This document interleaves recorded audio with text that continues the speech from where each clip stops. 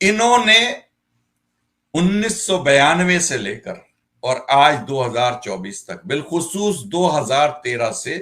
اور آج تک ایک بیانیہ گھڑنے کی کوشش کی کہ الطاف حسین ملک کا غدار، الطاف حسین را کا ایجنٹ، الطاف حسین بھتہ خور، الطاف حسین قاتل۔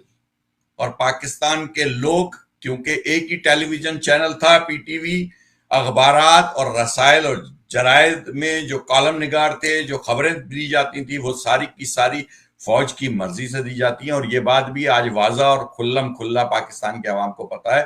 کہ فوج کی مرضی کے بغیر کوئی میڈیا گروپ کچھ بھی نہیں کر سکتا، کوئی اخباری کالم نگار بھی کچھ نہیں کر سکتا۔ تو بات یہ ہوئی کہ یہ بیانیہ بنایا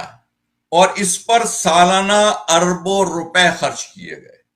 پاکستان کے عوام کے ایکسچیکر سے، قومی خزانے سے اربوں روپے ISI نے خرچ کر کے الطاف حسین کے خلاف یہ بیانیہ گھڑنے کی کوشش کی۔ لیکن الطاف حسین بھائی نے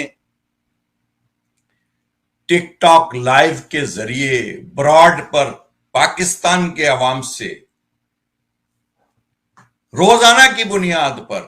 گفتگو کر کے لوگوں کے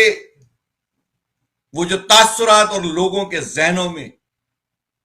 وہ جو یہ بیانیہ فوج کا، اسٹیبلشمنٹ کا یہ بیانیہ تھا کہ الطاف حسین ملک کا غدار ہے، اس کو 2 مہینے سے بھی کم عرصے میں